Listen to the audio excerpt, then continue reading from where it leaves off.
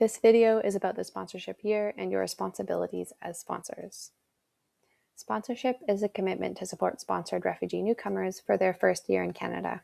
Your responsibilities end 12 months after their arrival date.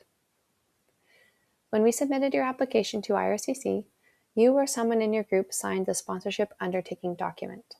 This is a government form that outlines your contractual obligations of sponsorship. The contract is between IRCC, ORA, and your sponsor group. Sponsors have 5 overarching obligations. The first is reception, meeting the refugee newcomers when they arrive. The second is providing lodging, which is making sure that they have adequate housing and household essentials. Sponsors' third obligation is providing care. This includes things like making sure they have food, can get around, and that their basic needs are met. Number 4 is providing settlement assistance. This involves things like helping them improve their English, finding employment, getting connected to healthcare and education, and making sure that they have all of the documents they need. Finally, sponsors must provide financial support. And IRCC is very specific around the minimum amounts of financial support that sponsored newcomers must receive from their sponsors for their first year in Canada. However, this video will not get into the details of financial support. So how does ORA fit into the sponsorship? ORA is your sponsorship agreement holder, or SAW. ORA's job is to support you and support this process. We began by assessing your group's ability to fulfill the sponsorship obligations, helped prepare the sponsorship application, and submitted the application to IRCC. After a newcomer arrives, our job shifts to focus on making sure that the program requirements are met. In other words, we become responsible to ensure that the newcomers are receiving adequate support from their sponsors in line with the PSR program requirements.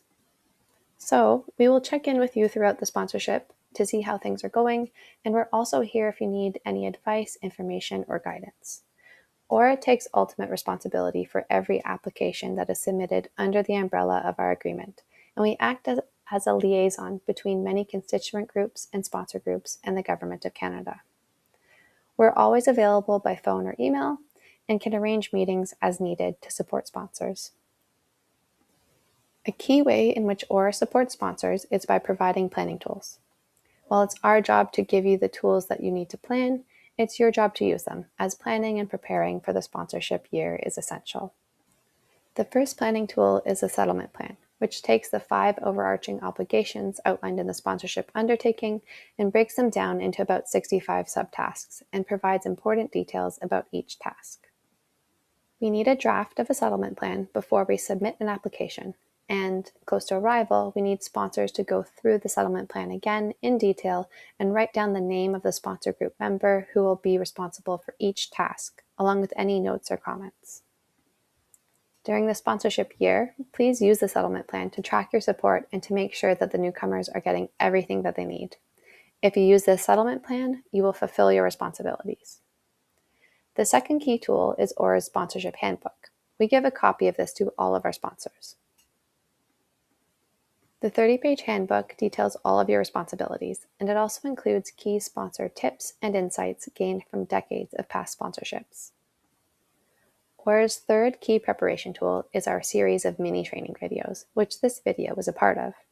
Available on YouTube and our website, our videos dive deeper into the sponsorship role and tasks, such as applying for IDs and accessing healthcare. ORA will also provide a pre-arrival training session. Lastly, ORA's website has a resources section packed with links to complementary organizations and opportunities within Canada's refugee resettlement ecosystem.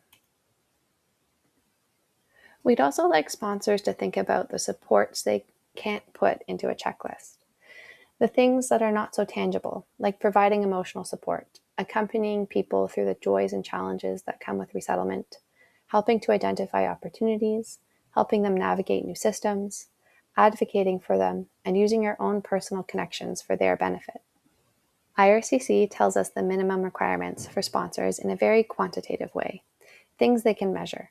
But if you really want to do a good job as sponsors, you will adapt your support to fit their unique needs, goals, priorities, and interests. It's incredibly useful to get informed about the extensive services and benefits available to newcomers before they arrive. This will help prevent overwhelm among sponsors and allow you to provide timely guidance to newcomers.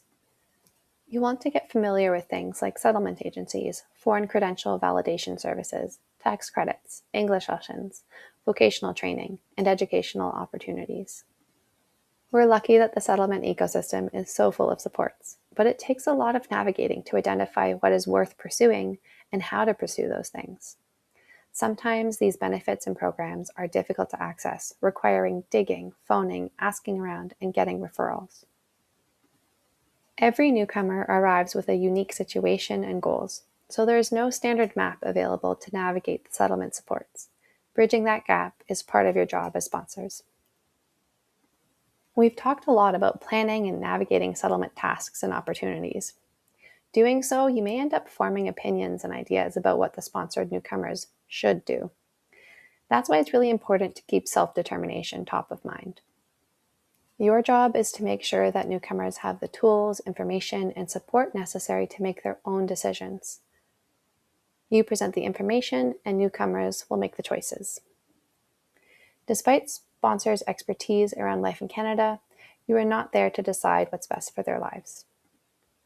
Furthermore, sponsors need to explicitly make sure that newcomers are aware of their right to self-determination. Newcomers may feel uncomfortable rejecting a suggestion or voicing their desires, so it's important to be clear that doing so is okay. Clearly, being a sponsor is not easy. You have to balance a lot of things. You want to avoid a relationship of dependence, where they rely on you for everything, because you want to set them up for long-term self-sufficiency. So you want to give them a strong start, but you also have to do it in a way that sets them up for being independent when the sponsorship period is over. You want to make sure that their needs are met, but at the same time, you want to make sure that they can support themselves when you are no longer there to support them, because a sponsorship is temporary. Supporting independence takes more work and awareness. It might be easier for you to just drive them to an appointment or pay their bills online. Instead, please take the time to teach and show people how to do things for themselves, because all too quickly, newcomers must be prepared to live without sponsor support. And here comes another balancing act. From the very beginning, we want you to be thinking about the lifestyle newcomers can afford at the end of the sponsorship period, so that you're not setting them up for a jarring transition. For instance, your group may have the funds available to get a single person a super nice apartment that costs $2,500 per month. And you may be tempted to do this because the newcomer will be really comfortable. But if they can't afford that after the sponsorship is over, it may be quite shocking and challenging to find affordable accommodation later on. You don't want to shield newcomers from the reality of life here. You'll also need to balance the ideal and the reality. There may be things that you'd like to provide, but you just can't because you're limited by what's out there. For instance, finding work is often a top priority for newcomers, and there are opportunities like paid job training that could help them enter the workforce quickly.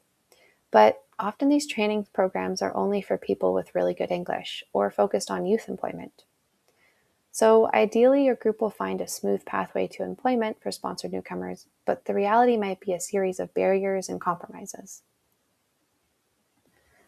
Lastly, sometimes we see that family members or friends who are also sponsors have a hard time balancing that relationship and the formal obligations they have as sponsors. These are some things for you to keep in mind and plan for. Looking at the big picture, the Private Sponsorship of Refugees program is about welcoming refugee newcomers and helping them start to build their lives in Canada.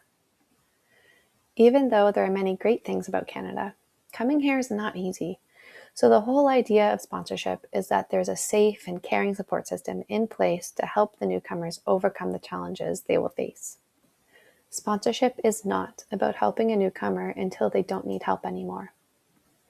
Of course, one of the goals is to support their independence, but every person and family is different, so there is no measuring stick that we can use to say, at the end of the sponsorship period, everyone should speak English, have a job, and feel at home in Canada.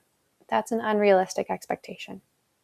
So instead, we encourage you to think about the sponsorship as an opportunity for a newcomer to get extra help for the first year and to make as much of an impact as possible on their life trajectory during that first year. We'd like to end by sharing some tips for success. Sponsor groups have the most success when they distribute responsibilities and really clarify roles and tasks. You'll naturally do so if you use your settlement plan. We recommend that you avoid having 1 or 2 sponsorship members doing the vast majority of the work. There is a reason why a sponsorship group is required.